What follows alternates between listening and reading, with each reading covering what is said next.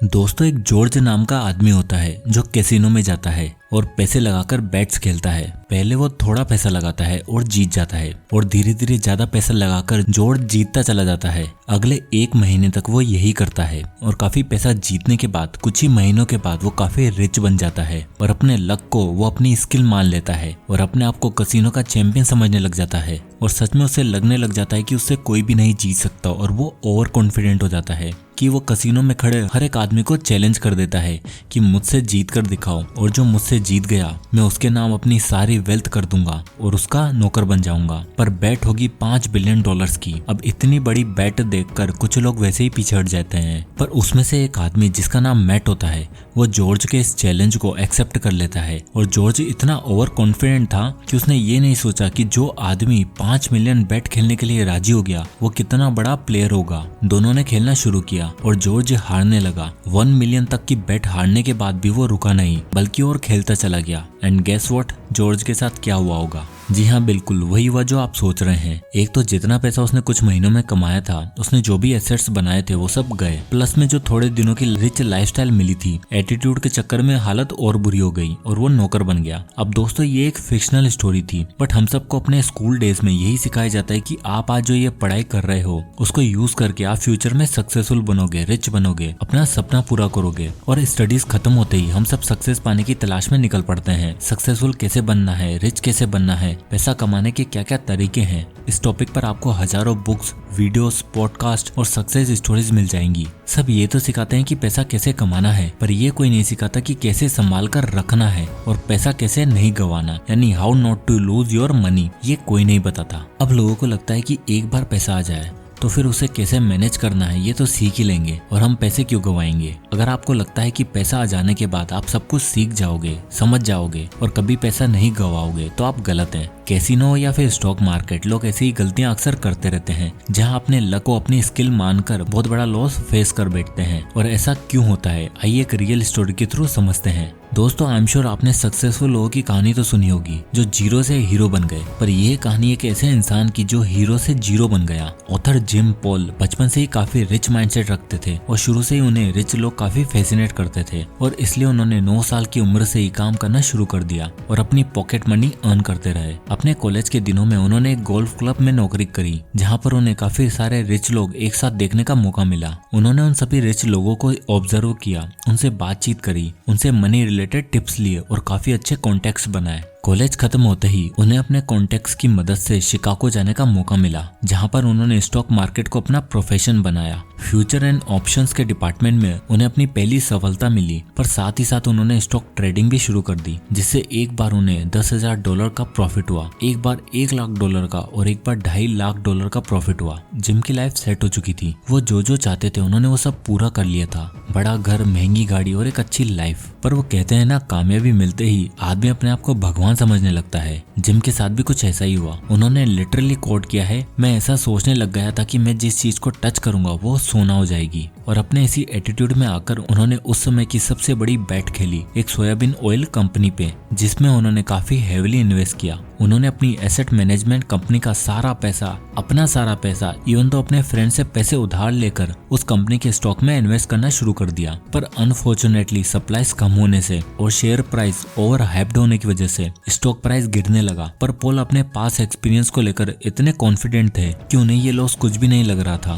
फिर एक बार daily 1 month तक उन्हें $20,000 का लॉस होने लगा, पर फिर भी उन्होंने बैकआउट नहीं किया। धीरे धीरे ये नंबर बढ़ता चला गया, पर उन्हें इस बात पर यकीन नहीं हो रहा था कि मेरी बनाई हुई स्ट्रेटेजी गलत कैसे हो सकती है, जिस वजह से वो और भी ज्यादा लॉस फेस करते चले गए। और फाइनली $1.6 मिलियन लॉस फेस करने के बाद उन्हें लगा कि ये गलत हो गया है और उनके ऊपर खूब सारा उधार हो गया और वो इतने डेट में चले गए कि उन्हें आगे कोई रास्ता ही दिखाई नहीं दिया। यहाँ तक कि उन्होंने एक बार ये तक सोच लिया था कि कार एक्सीडेंट ही करवा लेता हूँ जिससे मेरे बच्चे और मेरी वाइफ को इंश्योरेंस का पैसा तो मिलेगा। पर उस दिन एक पुलिस वाले ने उन्हें ओवर स्पीडिंग करते हुए देख लिया और उन्हें ये स्टेप लेने से बचा लिया। और फाइनली जब जिम को समझ आया कि ये सब उनकी साइकोलॉजिकल प्रॉब्लम्स और उनके I am the God, I can never lose वाले एटीट्यूड की वजह से हुआ, तब उन्होंने एक बुक लिखी और उस बुक में अपनी स्टोरी और बाकी के इन्वेस्टर्स और रिच लोगों की क्या स्टोरी है पैसों को प्रिजर्व करने को लेकर ये सब डिस्कस किया है। और इस बुक को पब्लिश करने के बाद जिम पॉल एक सक्सेसफुल ऑथर और एक फाइनेंशियल एक्सपर्ट बन पाए, जो पैसा कमाना ही नहीं बल्कि पैसा कैसे नहीं गंवाना है ये सिखाते हैं। और आज के इस वीडियो में उन्हीं की ये लिखी famous book what I learned losing $1 million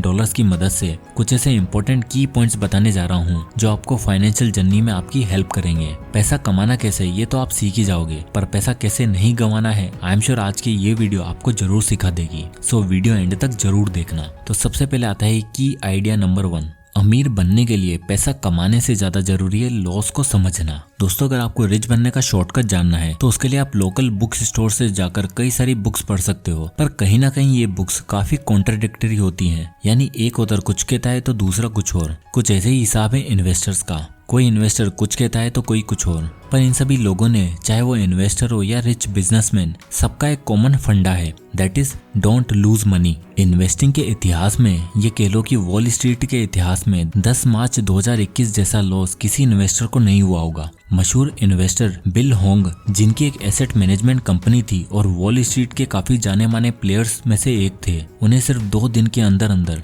$20 billion का नुकसान हुआ। इन्वेस्टिंग की दुनिया में ये सबसे बड़ा लॉस था। दरअसल बिल होंग 20 साल से मार्केट के तगड़े प्लेयर्स में से थे, पर उनके कॉन्फिडेंस ने उन्हें इस कदर अंधा कर दिया कि उन्होंने कभी आने वाले इस लॉस को एंटिसिपेट ही नहीं किया और अपने साथ साथ काफी लोगों का पैसा उन्होंने डुबा दिया। दोस्तों, कभी कभार हम मार्केट को लेकर, अपने फाइनेंस को लेकर इतने ऑप्टिमिस्टिक हो जाते हैं कि हम लॉस को प्लान ही नहीं करते और ये सोचते ही नहीं है कि अगर कुछ गलत हो गया तो उस सिचुएशन को कैसे हैंडल करें। 1 मिलियन लॉस को फेस करने के बाद ऑथर जिम पॉल ने भी इसी प्रिंसिपल पर फोकस किया। अब आता है की आइडिया नंबर 2।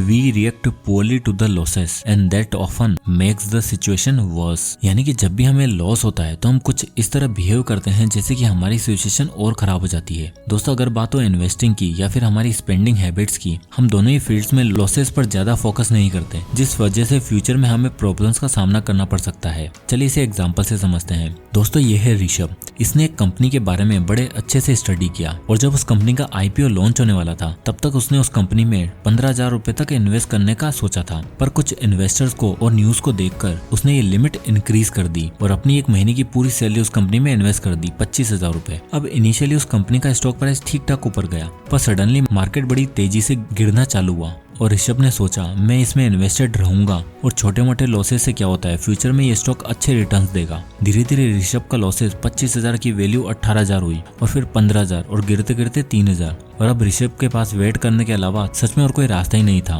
इसलिए दोस्तों, स्टॉक मार्केट हो या फिर आपका फाइनेंस, अगर आप लॉसेस को लेकर पोली रिएक्ट करोगे तो अल्टीमेटली वो आपकी हैबिट बन जाएगी और एक टाइम ऐसा आएगा कि आप सब कुछ अपना खो बैठोगे। इसलिए हमें लॉसेस को भी इक्वल अटेंशन देना चाहिए। अब आता है key idea number 3। Crowd behaviour is a major driver of avoidable losses. दोस्तों, सोचो कि आप एक स्टेडियम में बैठे हो और इंडिया का मैच चल रहा है और आप स्टेडियम के 2 टायर पर बैठे हो। इंडिया की कंडीशन थोड़ी खराब है और सडनली कहीं से आवाज आती है इंडिया को चीयर करने की, यानी लोग जोर जोर से इंडिया चिल्ला रहे हैं और उनको देखा देख आप भी चीयर करना शुरू कर देते हो। मेरे साथ तो ऐसा हुआ है, आई एम श्योर आपके साथ भी कभी ना कभी ऐसा हुआ होगा। इन्वेस्टिंग द टेम्पल्टन वे के ऑथर जॉन टेम्पल्टन कहते हैं आपको एजुकेशन उस फील्ड में लेनी चाहिए जिसमें आपको एल्डर्स अप्रूव करें, जॉब वो लेनी चाहिए जिसमें लोगों को हाई पे मिल रही हो, लाइफ पार्टनर वो चूज करना चाहिए जिसको आपके फ्रेंड्स और फैमिली अप्रूव करें, पर इन्वेस्ट करते समय इन सभी लोगों को भूल जाओ। अक्सर हमारे साथ ऐसा ही होता है, चाहे वो इंडिया का क्रिकेट मैच हो या किसी कंपनी का स्टॉक में इन्वेस्ट करना। हम हमेशा क्राउड को देखकर, भीड़ को देखकर काम करते हैं और ऐसे में क्रिकेट ग्राउंड पर तो ये चीजें सही साबित होती हैं, पर इन्वेस्टिंग की फील्ड में ये चीजें हमें वो लॉसेस भी करवा देती हैं जो हमने कभी सोचा भी नहीं था। क्रिप्टो मार्केट के रिपल, डॉज कॉइन और शिबा कॉइन इसके एग्जाम्पल है। इसलिए अपने फाइनेंस और अपने पैसों को लेकर अपने डिसीजन पर भरोसा करें। पड़ोस वाला जो भी कर रहा हो या जो भी खरीद रहा हो उसे देखकर ना चले।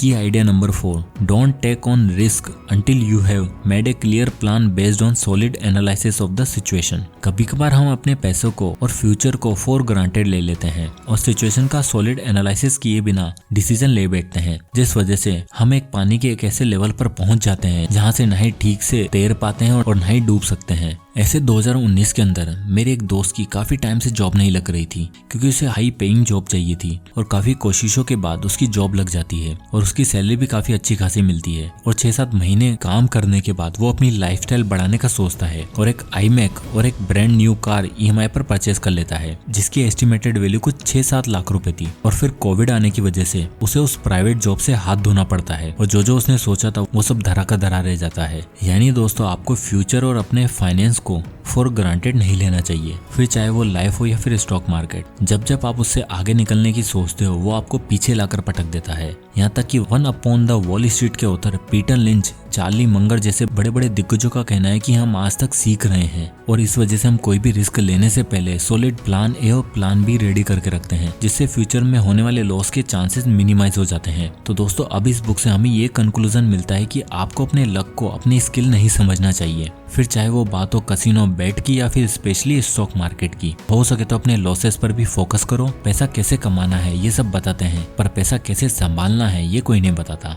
क्राउड की नहीं बल्कि अपने जजमेंट पर फोकस करो। सॉलिड प्लान्स के साथ रिस्क लो, लॉसेस को समझो और प्रॉफिट ही नहीं बल्कि लॉसेस पर भी ध्यान दो, वरना आपकी सिचुएशन भी ऋषभ जैसी हो जाएगी। तो दोस्तों, आई होप की वीडियो आपको पसंद आया होगा और इस वीडियो से आपको कुछ ना कुछ जरूर सीखने को मिला होगा। तो अगर आपको ये वीडियो पसंद आया तो इसे लाइक करें और ज्यादा से लोगों तक शेयर करें। और दोस्तों, अगर आप इन्वेस्टिंग की जर्नी शुरू करना चाहते हैं तो उसके लिए एक डीमेट अकाउंट की जरूरत होती है। तो अगर आप फ्री में डीमेट अकाउंट ओपन करना चाहते हैं तो उसकी लिंक आपको डिस्क्रिप्शन में मिल जाएगी। आप वहां से जाकर फ्री में डीमेट अकाउंट ओपन कर सकते हैं। तो दोस्तों, इसी तरह के वीडियोस के लिए चैनल को सब्सक्राइब करें। तो मिलते हैं नेक्स्ट वीडियो में, तब तक के लिए जय हिंद।